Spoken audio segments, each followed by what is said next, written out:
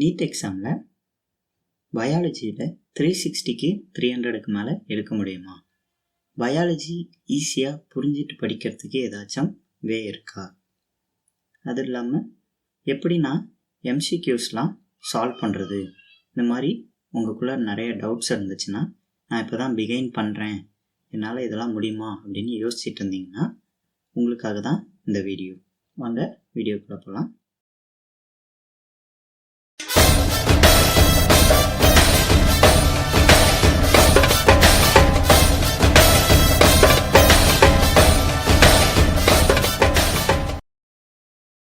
Hello guys, welcome to medical miracle channel.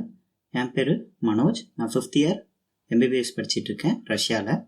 உங்களுக்கு யாருக்காச்சும் ரஷ்யாவில் படிக்கணும்னு இன்ட்ரெஸ்ட் இருந்துச்சுன்னா கீழே டிஸ்கிரிப்ஷனில் கான்டாக்ட் கொடுத்துருக்கேன், நீங்கள் எந்த டீட்டெயில்னாலும் கேட்கலாம். நீட் எக்ஸாம் பொறுத்த வரைக்கும் என்சிஆர்டி சிலபஸ்லேருந்து தான் கேட்பாங்க. பயாலஜி 11th பார்த்தீங்கன்னா 22 சாப்டர்ஸ் இருக்குது. 12th பார்த்தீங்கன்னா 16 சாப்டர்ஸ் இருக்குது. அது இல்லாமல் ஃப்ரீக்வெண்ட்லி ஆஸ்க்டு கொஸ்டின்ஸ் பற்றி டிஸ்கஸ் பண்ணிங்கன்னா உங்களுக்கே ஒரு ஐடியா கிடைச்சிரும் எப்படி படிக்கணுங்கிறது, எப்படி கொஸ்டின்ஸ்லாம் கேட்குறாங்கன்னு. என்னோடய வீடியோஸ் பொறுத்த வரைக்கும் உங்களுக்கு ஈஸியாக புரியணுங்கிறதுக்காக ஃபஸ்ட் என்சிஆர்டி சிலபஸ் டிஸ்கஸ் பண்ணியிருப்பேன், அதுவும் ஈஸியாக புரிகிற மாதிரி எக்ஸ்பிளைன் பண்ணியிருப்பேன். அது இல்லாமல் at the end of video எம்சிக்யூவும் டிஸ்கஸ் பண்ணியிருப்பேன். ஸோ இது உங்களுக்கு ரொம்ப யூஸ்ஃபுல்லாக இருக்கும். என்னோடய வீடியோஸ் பார்த்திங்கன்னா 10 to 20 minutes தான் இருக்கும். ஒரு சாப்டருக்கு 4 to 5 வீடியோஸ் இருக்கும். நான் இம்பார்ட்டன்ட் பாயிண்ட்ஸ்லாம் பிங்க்கில் மார்க் பண்ணியிருப்பேன், ஹிஸ்டாரிக்கல் கொஸ்டின்ஸ்லாம் ரெட்டில் மார்க் பண்ணியிருப்பேன். ஒன் சாப்டருக்கு நீங்கள் 2 days டைம் எடுத்துக்கோங்க. நான் ஆல்ரெடி ஃபஸ்ட் சாப்டர் அப்லோட் பண்ணிட்டேன், நெக்ஸ்ட் கண்டினியூவாக அப்லோட் பண்ணுவேன். நீங்களும் கண்டினியூவாக வீடியோ பாருங்கள். வாங்க வீடியோக்குள்ளே போகலாம். யூனிட் நம்பர் 1, யூனிட் 1 and 5 இது ரெண்டும் படித்தாவே 40% ஆஃப் பயாலஜி கவர் ஆகிடுது. Diversity of living world. Diversity means மாறுபட்ட விஷயங்கள். இந்த உலகத்தில் பிளான்ட்ஸ், அனிமல்ஸ், ஹியூமன்ஸ் இந்த மாதிரி நிறையா வெரைட்டிஸ் இருக்கும். ஸோ இந்த மாறுபட்ட விஷயங்கள்லாம் இந்த உலகத்தில் இருக்கிறத பற்றி பார்க்குறது தான் இந்த யூனிட். இந்த யூனிட்லேயே மொத்தம் 4 சாப்டர் இருக்குது. ஃபஸ்ட்டு சாப்டர் தி லிவிங் வேர்ல்டு. செகண்ட் சாப்டர் பார்த்திங்கன்னா பயாலஜிக்கல் கிளாசிஃபிகேஷன். தேர்ட் சாப்டர் பார்த்திங்கன்னா பிளான்ட் கிங்டம். 4th சாப்டர் பார்த்தீங்கன்னா அனிமல் கிங்டம். மொத்தம் 4 சாப்டர் இருக்குது. நாம் பார்க்குறது இப்போ தி லிவிங் வேர்ல்டை பற்றி. All living things identified and categorized based on body forms and function. எல்லா லிவிங் திங்ஸுமே அதோட உருவத்தை வச்சும் அதோட ஃபங்க்ஷனை வச்சும் தான் கேட்டகரைஸ் பண்ணியிருக்காங்க. ஸோ இதை பற்றி இன்னும் டீட்டெயில்டாக பார்ப்போம். ஒரு ஹிஸ்டாரிக்கல் கொஸ்டின்.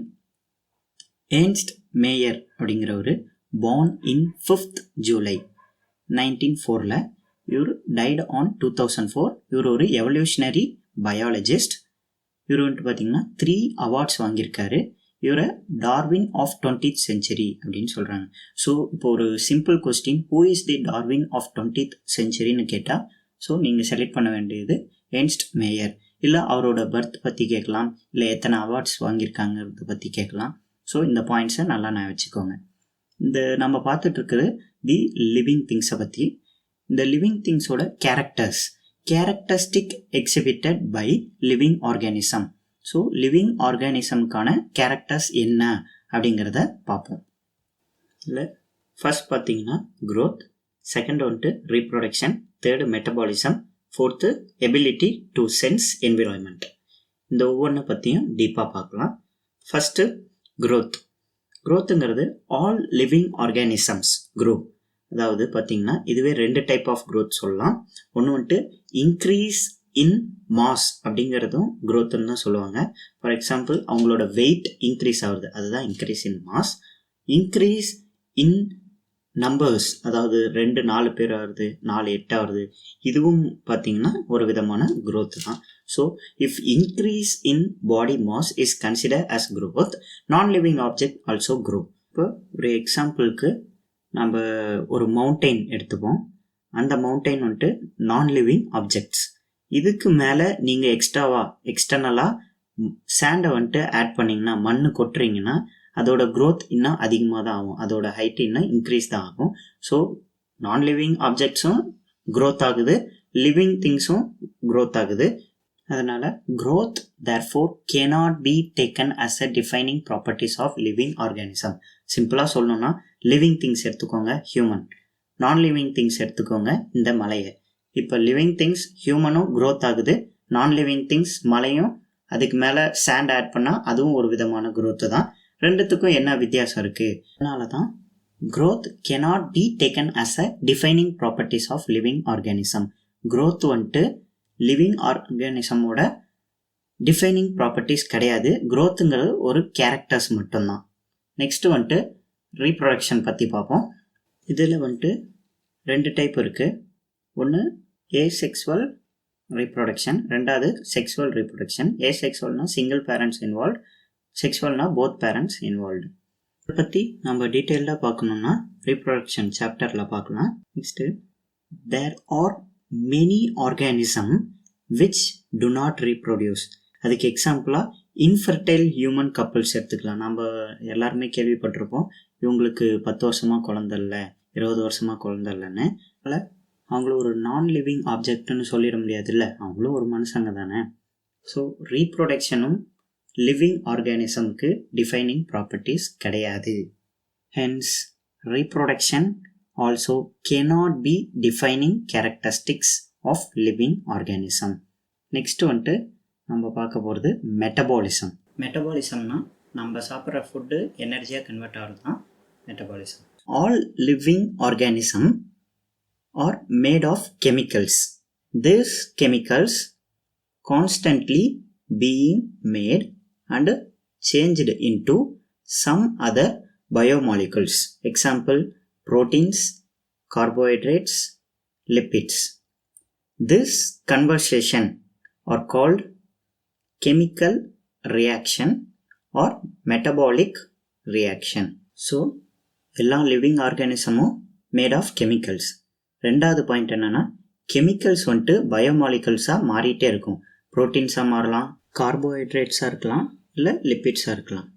திஸ் கன்வர்சேஷனுக்கு பேர் தான் கெமிக்கல் ரியாக்ஷன். கெமிக்கல்ஸ் வந்துட்டு பயோமாலிகல்ஸாக மாறுறதுக்கு பேர் தான் கெமிக்கல் ரியாக்ஷன். இப்போ மெட்டபாலிக் ரியாக்ஷன் இன் விட்ரோ ஒரு டெஸ்ட் டியூப்பில் பண்ணுறாங்க. அதாவது செல்லுலேருந்து மெட்டபாலிசம் எடுத்து ஒரு ரியாக்ஷனை எடுத்து ஒரு டெஸ்ட் டியூப்பில் பண்ணுறாங்க. அப்படி பண்ணும்போது அது நான் லிவிங் திங்ஸாக மாறிடும். ஏன்னா அது தனியாக ஒரு டெஸ்ட் டியூப்பில் பண்ணுறது, அது ஒரு நான் லிவிங் திங்ஸாக மாறிடும். இது வந்துட்டு டெஃபினட்டாக ஒரு லிவிங்கோட ரியாக்ஷன் தான், ஆனால் வந்துட்டு அது நான் லிவிங் திங்ஸாக, ஏன்னா டெஸ்ட் டியூப்பில் பண்ணுறதுனால. எந்த ஒரு நான் லிவிங் ஆப்ஜெக்ட்ஸும் வில் நாட் எக்ஸிபிட் மெட்டபாலிசம். இப்போ ஒரு டேபிளில் நீங்கள் பிஸ்கெட் எடுத்து வச்சிங்கன்னா அந்த டேபிள் வந்துட்டு அதை சாப்பிட்டு எனர்ஜியாக மாற்றிடாது, அது அப்படியே தான் இருக்கும். So hence metabolism is a defining features of all living organism. நல்லா நான் வச்சுக்கோங்க, மெட்டபாலிசம் தான் defining features of living organism. ஏன்னா லிவிங் ஆர்கானிசம்க்கும் நான் லிவிங் ஆர்கானிசம்க்கும் மெட்டபாலிசம் வச்சு டிஃப்ரென்ஸ் பண்ணலாம். இவங்க மெட்டபாலிசம் பண்ணுறாங்க, இவங்க பண்ணுறது இல்லை அப்படிங்கிற டிஃப்ரென்ஸ் இதை வச்சு தான் சொல்ல முடியும். ஸோ இதை நல்லா நான் வச்சுக்கோங்க. நெக்ஸ்ட்டு இப்போ எபிலிட்டி டு சென்ஸ் என்விரான்மெண்ட். அதாவது நம்மளை சுற்றி இருக்கிற விஷயங்களை நம்மளால் உணர முடியும். All organism has this ability to sense their surrounding or environmental and respond to their environmental stimuli, which could be physical, chemical or biological. எந்த ஒரு ஸ்டிமுலஸ், எந்த ஒரு ஆர்கானிசம்னாலும் சரி, எப்பேற்பட்ட ஸ்டிமுலஸாக இருந்தாலும் அதை சென்ஸ் பண்ணி அதுக்கு ரெஸ்பாண்ட் பண்ணும். All organism from the prokaryotes to the most complex eukaryotes can sense and respond to environment. Photoperiods affect reproduction in seasonal breeders, both plants and animals. Example, sheep, horse, pig. இப்போ நம்ம எல்லாருமே கேள்விப்பட்டிருப்போம், இந்த month இந்த சீசனில் நம்ம watermelon கிடைக்கும், இந்த சீசனில் இந்த காய்கறி கிடைக்கும்.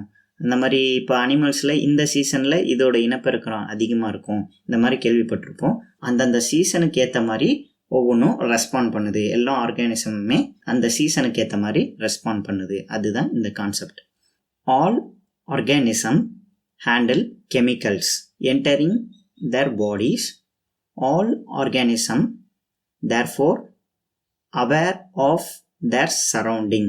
Human being is the only organism who is aware of himself, known as self-consciousness. அதாவது எல்லா ஆர்கானிசமும் சரௌண்டிங் நடக்கிறது தெரிஞ்சிருக்கும். ஆனால் ஹியூமன் பீயிங் மட்டும்தான் தன்னை பற்றியும் தெரிஞ்சிருக்கிறவன், தன்னை சுற்றி நடக்கிறதையும் தெரிஞ்சிருக்கிறவன். அதனால தான் செல்ஃப் கான்ஷியஸ்னஸ் சொல்கிறாங்க. So consciousness therefore becomes the defining properties of living organism. Conscious தான் defining properties of living organism. இதுக்கு முன்னாடி ஒன்று பார்த்தோம், metabolism defining properties of living organism. இப்போ கான்ஷியஸ்னஸ், இது ரெண்டும் தான் டிஃபைனிங் ப்ராப்பர்ட்டிஸ் ஆஃப் லிவிங் ஆர்கானிசம்னு சொல்கிறாங்க. நல்லா நான் வச்சுக்கோங்க. அந்த க்ரோத்தும் ரீப்ரொடக்ஷனும் டிஃபைனிங் ப்ராப்பர்ட்டிஸ் கிடையாது, அது ரெண்டும் கேரக்டர்ஸ் தான். இது ரெண்டும் தான் மெயினாக டிஃபைனிங் ப்ராப்பர்ட்டிஸ் ஆஃப் லிவிங் ஆர்கானிசம்னு சொல்ல முடியும். Therefore all living phenomena are due to underlying interaction. ஒன்றுக்கு ஒன்று இன்ட்ராக்ஷன் இருக்கும். நம்ம ஃபஸ்ட் பார்த்தது evolving. Evolving means evolution. Evolution means பரிணாம வளர்ச்சி, குரோத்தை பற்றி பார்த்தோம். செகண்ட் வந்துட்டு செல்ஃப் ரிப்ளிகேட்டிங். ரிப்ளிகேஷன்னா ரீப்ரொடக்ஷன்.